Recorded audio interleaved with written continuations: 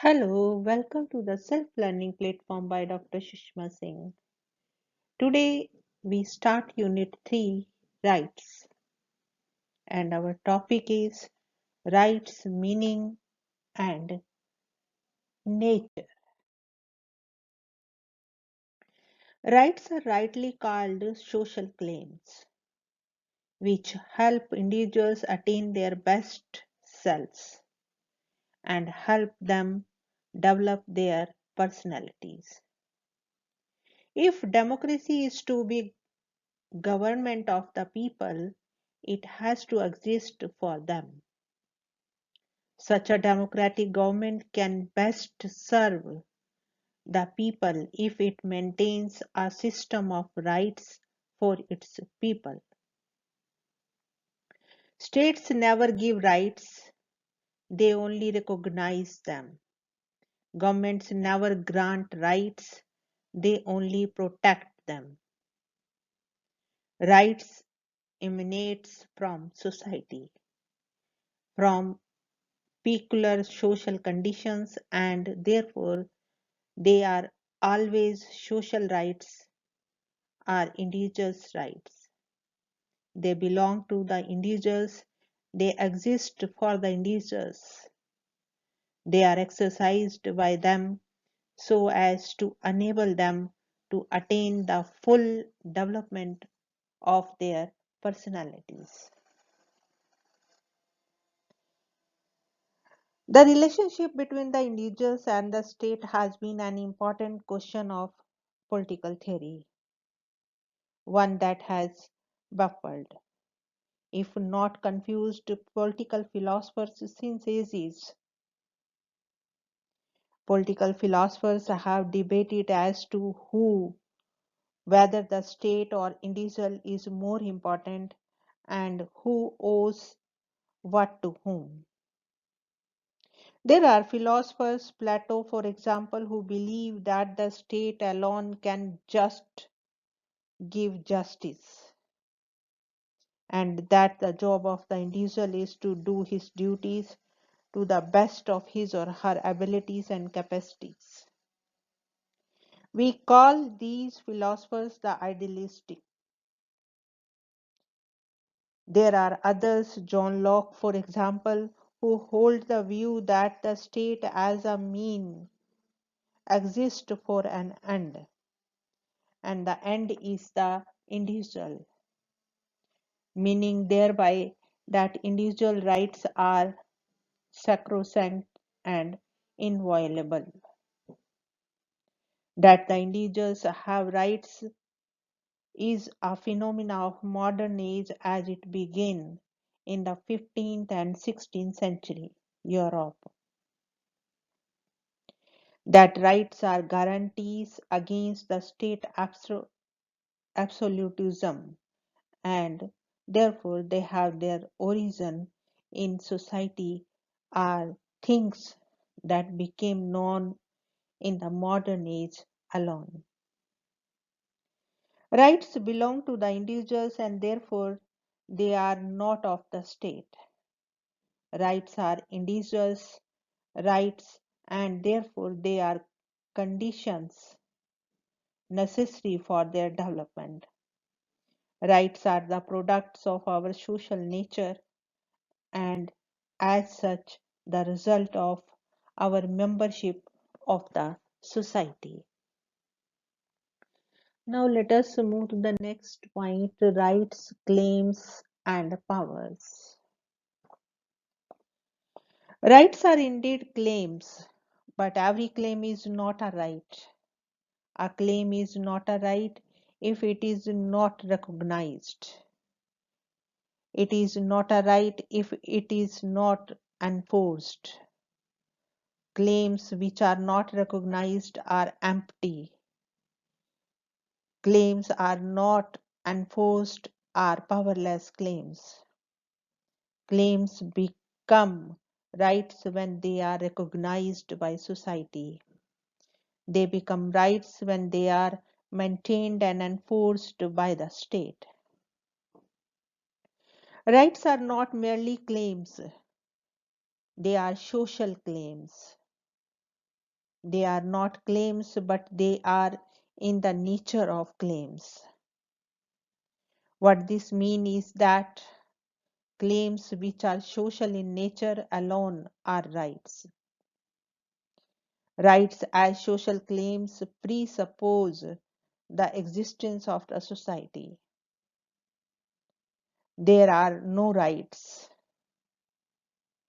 where there is no society. To talk about the natural rights in the state of nature, as advocates of the social contract theory claimed, is only a misnomer. Rights as social claims are rights because they are social, exist in the society, because society exists, and because society alone grants them, and the society grants them to those who are its members. Rights are social claims given to the individual as members of the society and are in the form of rewards as a response to the duties the individuals have performed. Rights are social because their claims stand to strengthen the society, and accordingly, rights are never against society. There are no anti social rights. Rights and social claims have to have another requisite. They are to be maintained, enforced, and protected. It is here that the institution of the state has a definite role to play. It is society and not the state that rewards individuals after their having performed their duties with their rights. The state maintains the framework of rights in the society by providing them to one and all. The state protects individuals' rights in their interests and for them against encroachments by executive authorities, other individuals, and groups of individuals. Rights are social claims, they are not powers. Rights and powers have to be distinguished. Nature has bestowed every individual with a certain amount of power to satisfy his or her needs. Power is a physical force, it is sheer energy. On the basis of mere force, no system of rights can be established.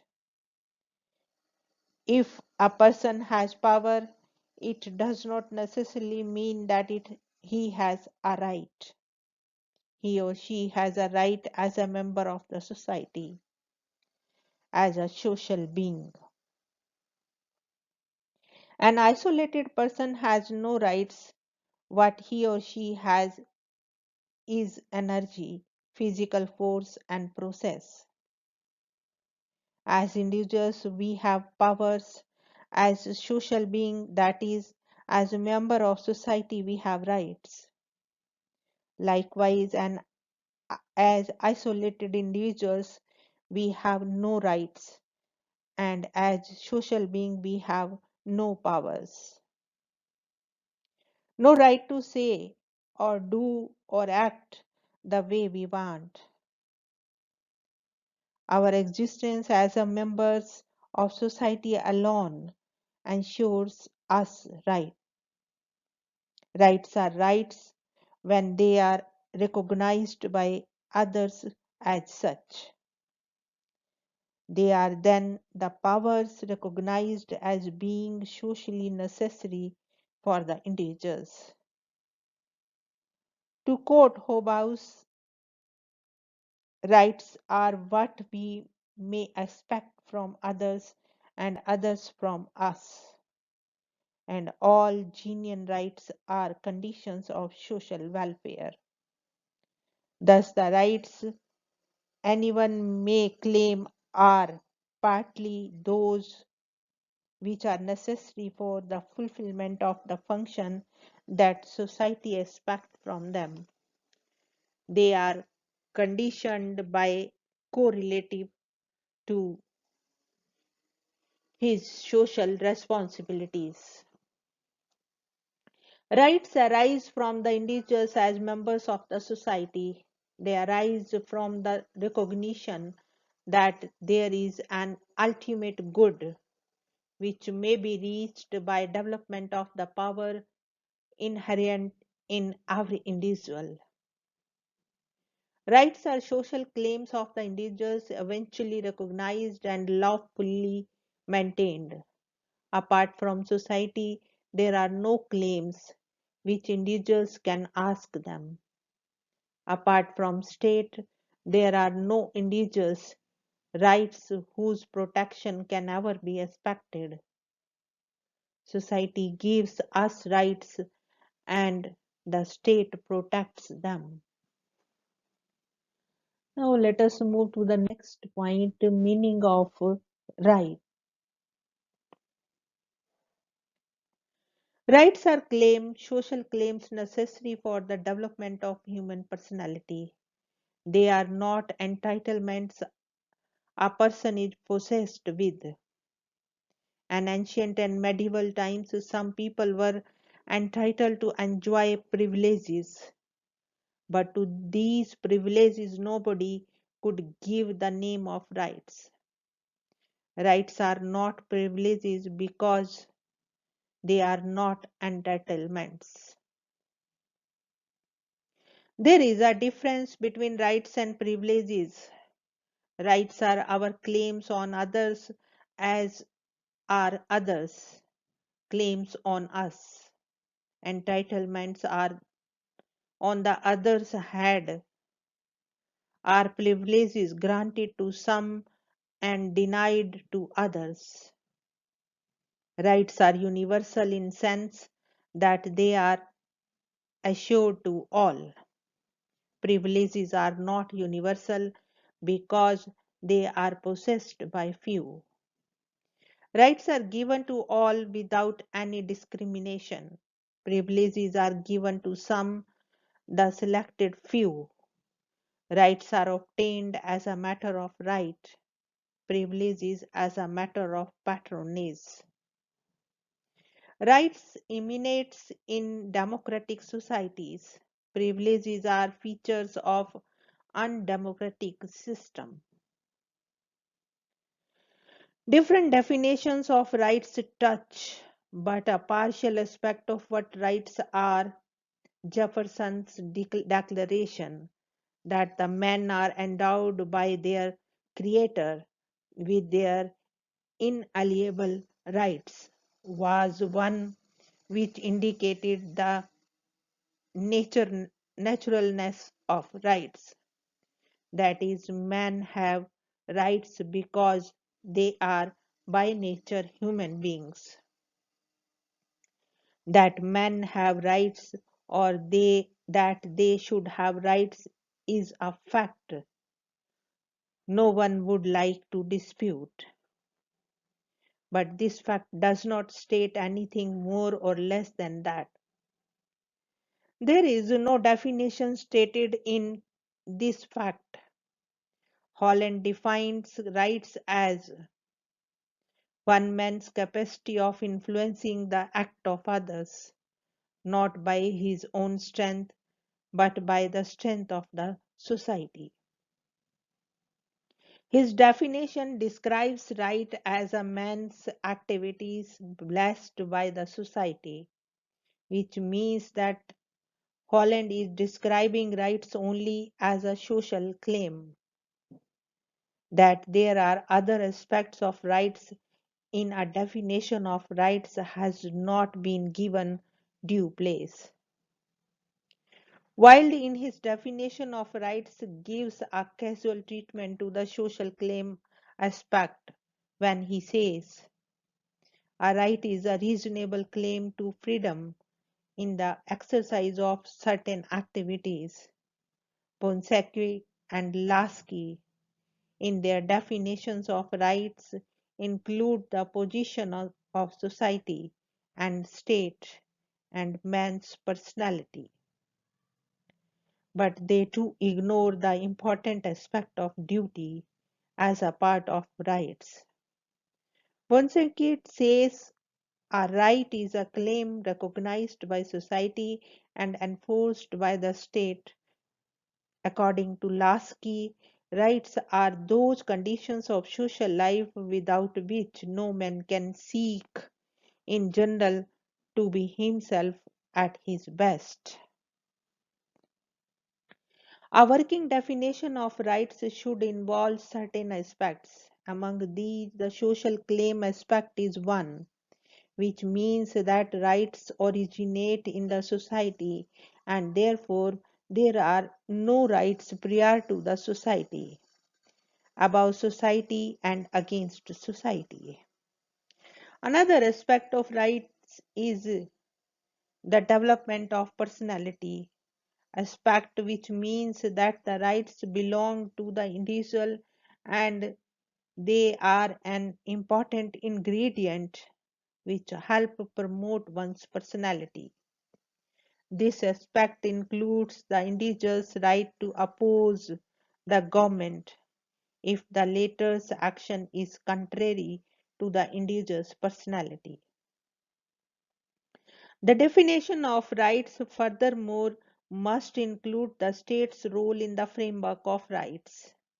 This aspect lays emphasis on the fact that the state does not grant rights, it only maintains them.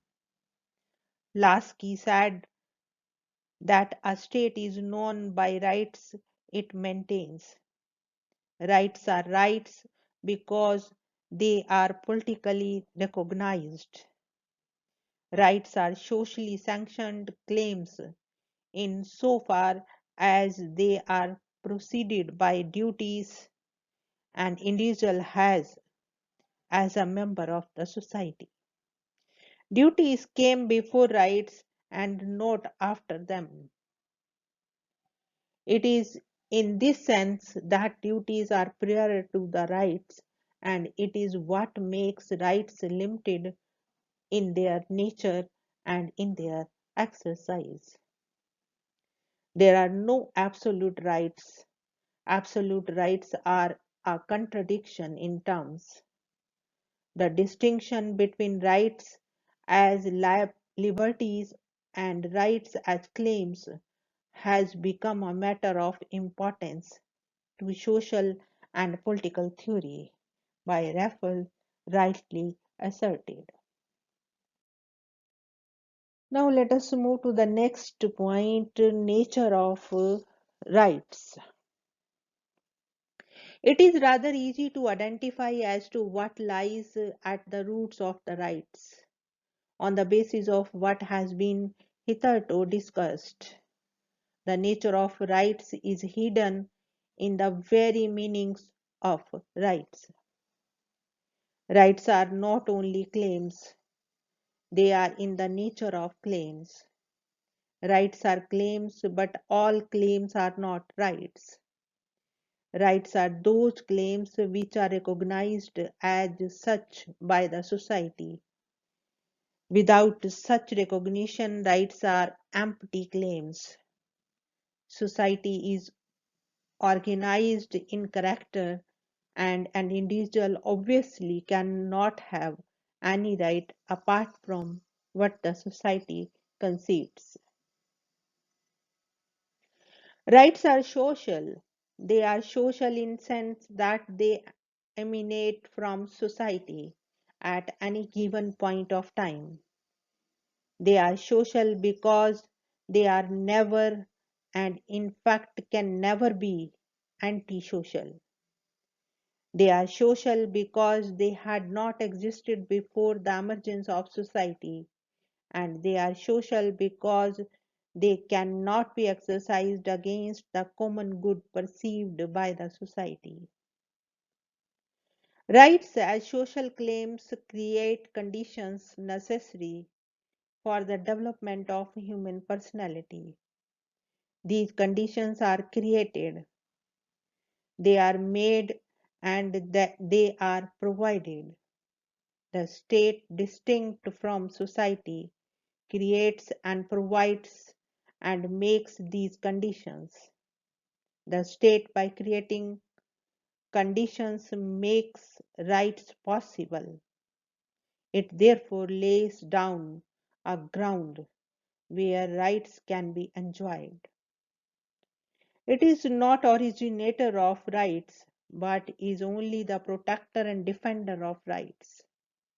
It is not within the jurisdiction of the state to take away the rights of the individuals.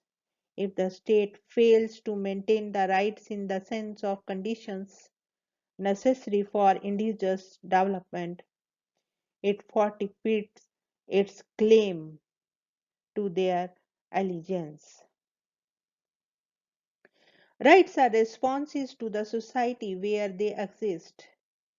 The contents of rights are very largely dependent upon the custom and ethos of society at a particular time and place. As the society and its conditions change, so change the contents of rights. It is in this sense that we say that rights are dynamic. No list of rights which are universally applicable for all times to come can ever be formulated. Rights are responses to what we do. They are in the nature of returns or rewards. They are given to us after we have given something to the society, to others. It is after owing that we owe. Rights are not only the returns of our duties, but also they correspond to what we perform. Rights are the rewards given to us by others in response to the performance of our duty towards others. Rights are not absolute in character. The welfare of individuals as members of society lies in a compromise between their rights as individuals and the interest of the society to which they belong. A list of rights must acknowledge the fact that there cannot be such a thing as absolute as uncontrolled. For that we would lead to anarchy and chaos in the society. Here we want to wind up today's lecture. Thank you so much for your attention.